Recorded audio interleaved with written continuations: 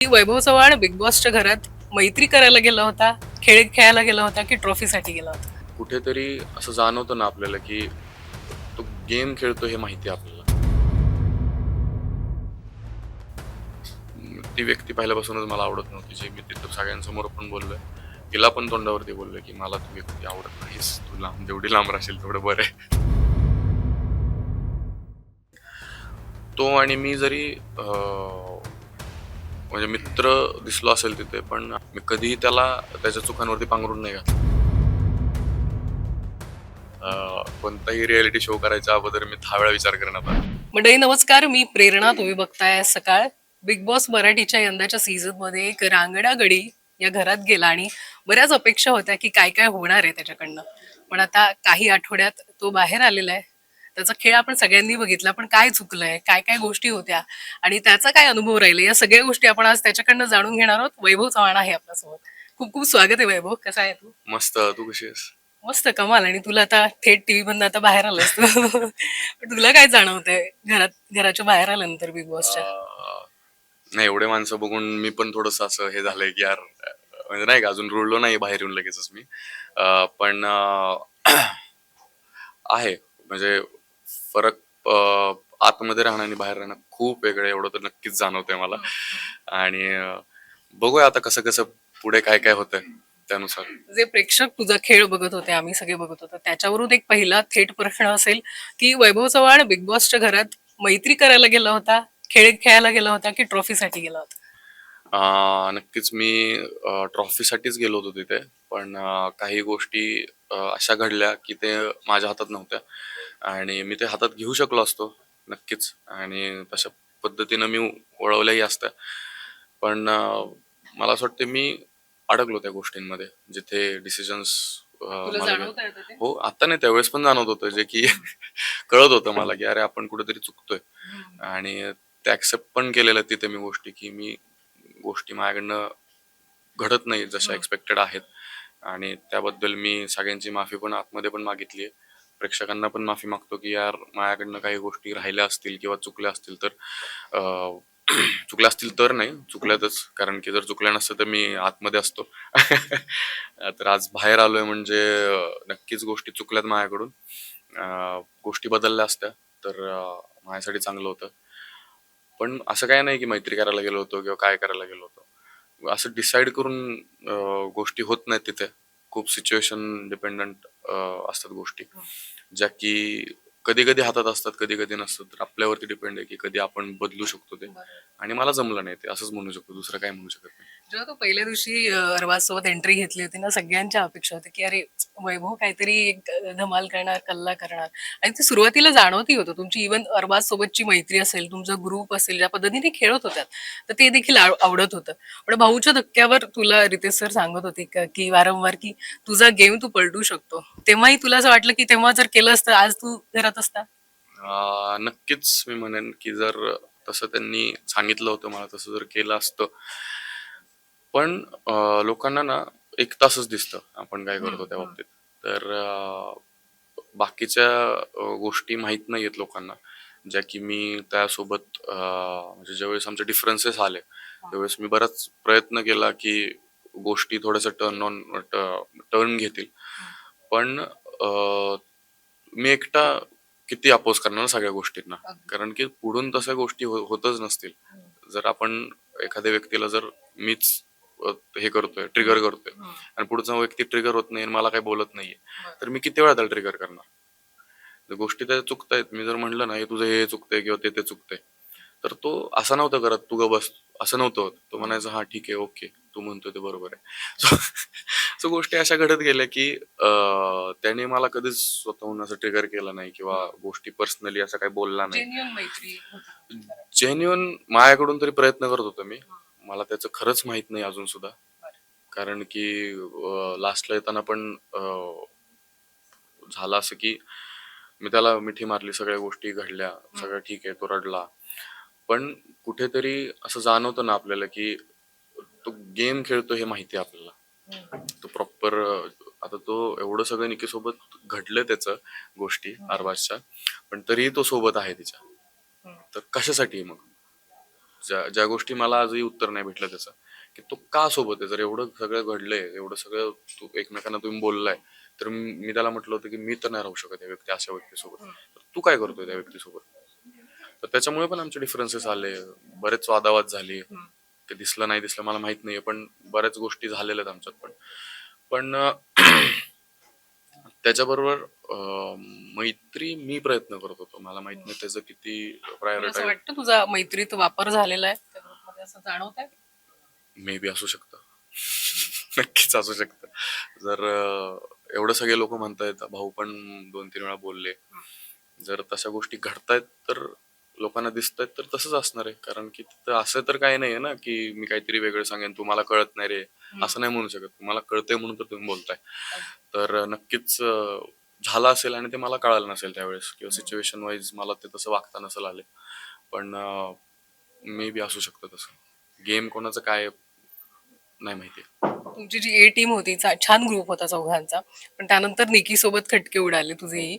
आणि ते शेवटपर्यंत तर तसंच राहिलं, कारण ती मैत्री पुन्हा आम्हाला दिसली नाही. अर्थात काय काय तुला जाणवलं? नाही, निक्कीचा विषय असा होता की ती मला वाटतं दुसऱ्या दुसऱ्या दिवसापासूनच तिचं माझं जरा डिफरन्सेस वाटायला लागले मला, की व्यक्ती डायरेक्ट काहीतरी बोलतीये एखाद्या व्यक्तीला विदाऊट रिस्पेक्ट, किंवा रिस्पेक्ट देत नाही, व्हॅल्यू देत नाहीये.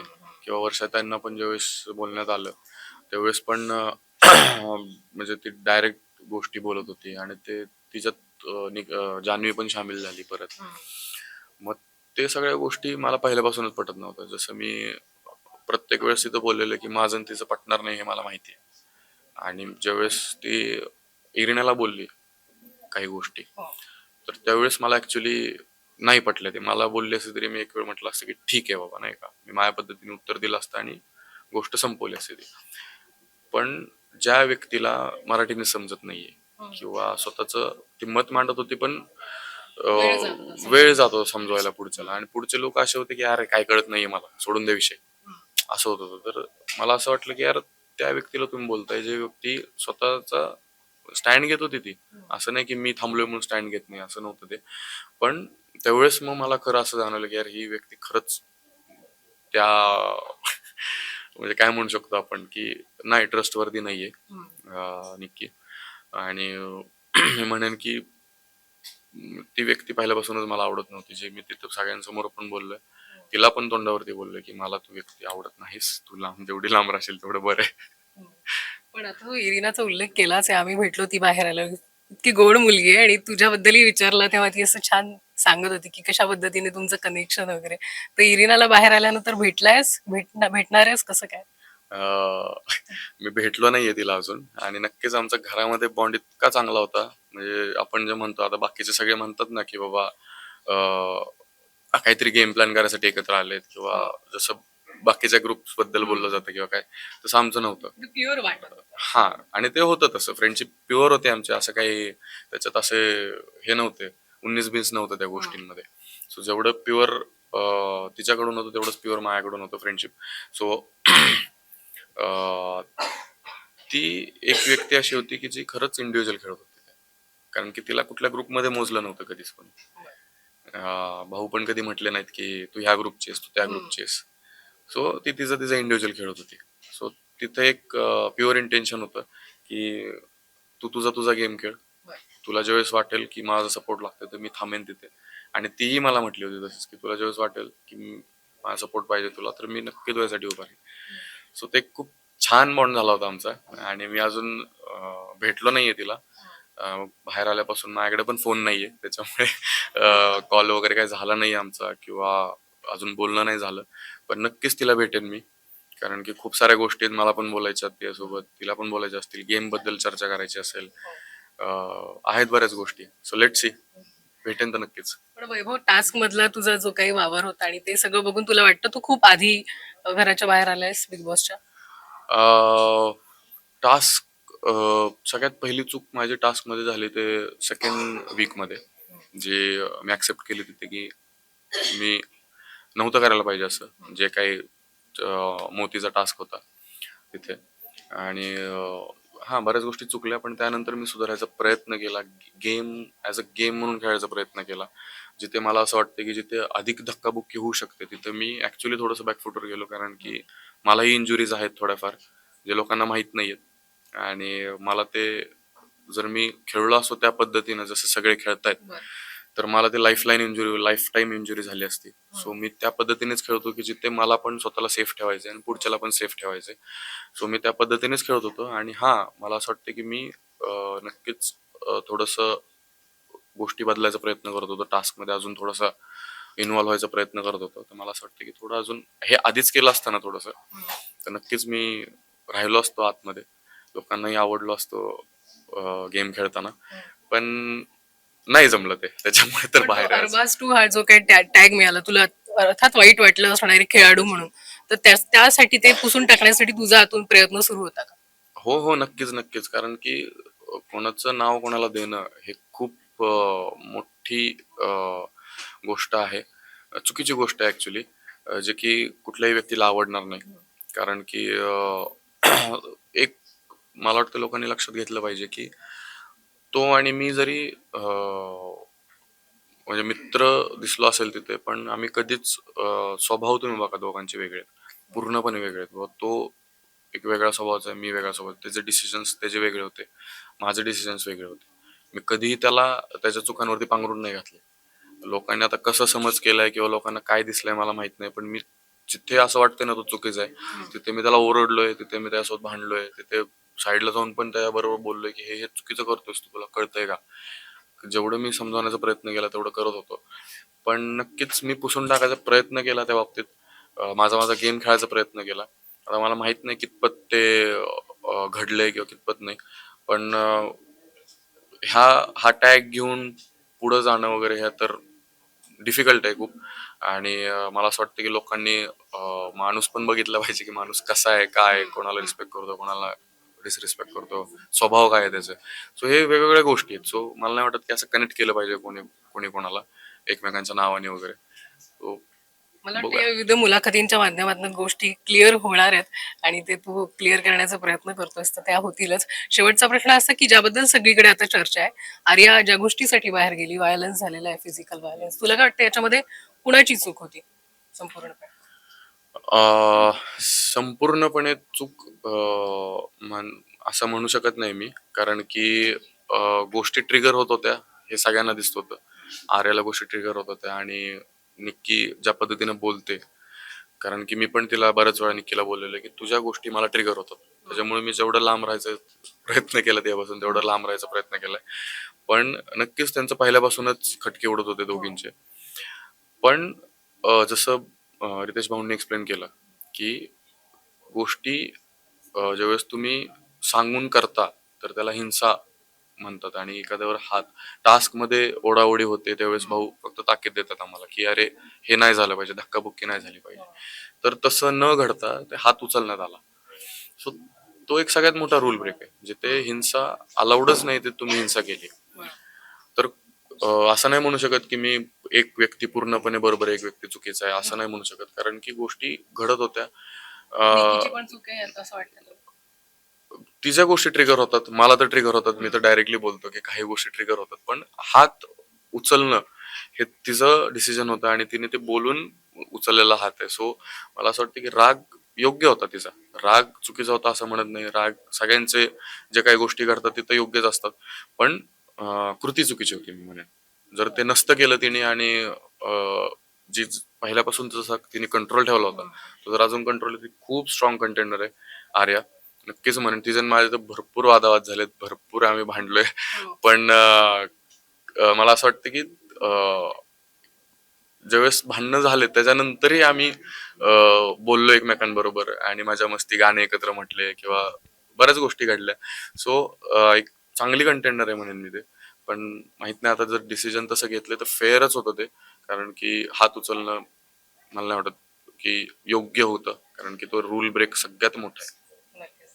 म्हणजे बाहेर जे बोललं जातं त्या पद्धतीनेच तू तुझं मत यावर मांडलेलं आहे. पण वैभव, मला असं वाटतं तू सगळ्या गोष्टी तुझ्या मान्य केल्या, चुका असतील किंवा तुझा प्रवास आहे, तर बऱ्याच ज्या गोष्टी लोकांना गैरसमज होते ते कदाचित या मुलाखतीच्या माध्यमातून क्लिअर होतील.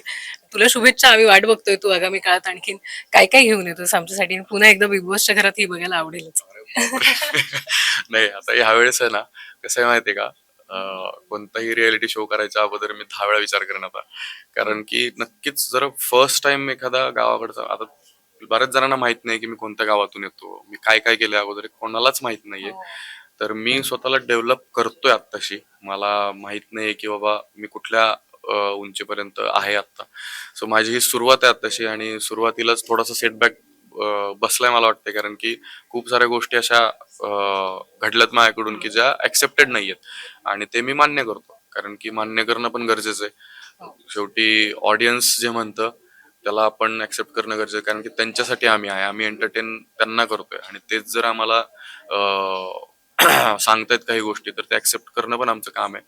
सो मी नक्कीच असं म्हणेन की काही चुका घडल्या असतील, किंवा काही गोष्टी अशा माझ्याकडून घडल्या असतील, तर मी नक्कीच सगळ्यांची माफी मागेन. आणि मला असं वाटतं की बिग बॉस हा एक प्लॅटफॉर्म आहे, हा गेम आहे. त्याच्यावरून कोणाला जज करणं पण थोडंसं डिफिकल्ट आहे, कारण की आपल्याला माहित नसतं. काम वेगळं आहे. तुम्ही मला कामावरनं जज करा, मी नक्कीच म्हणेन की तुम्हाला फुल ऑथॉरिटी आहे कामावरनं जज करायला.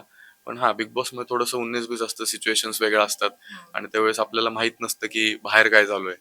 सो नक्कीच मला असं वाटतंय खूप साऱ्या गोष्टी आहेत ज्या माझ्या अपोज मध्ये गेलेल्या आहेत. पण ठीक आहे, लोक आज आज न उद्या माझ्या सपोर्ट मध्ये येतील कधी ना कधी, ज्यावेळेस मी काहीतरी चांगलं करेन. आणि मी आशा करतो की सगळ्यांचा सपोर्ट राहावा माझ्यासाठी, आणि नक्की प्रेरणाला पण सपोर्ट करा, सकाळला सपोर्ट करा. Thank you so much. खूप खूप शुभेच्छा तुला. थँक्यू. महाराष्ट्रातील सर्व बातम्यांचे विश्वासार्ह व्यासपीठ, सकाळच्या सर्व सोशल मीडिया प्लॅटफॉर्मला लाईक, फॉलो आणि सबस्क्राईब करा. तसंच सर्व नोटिफिकेशनसाठी बेल आयकॉन प्रेस करायला विसरू नका.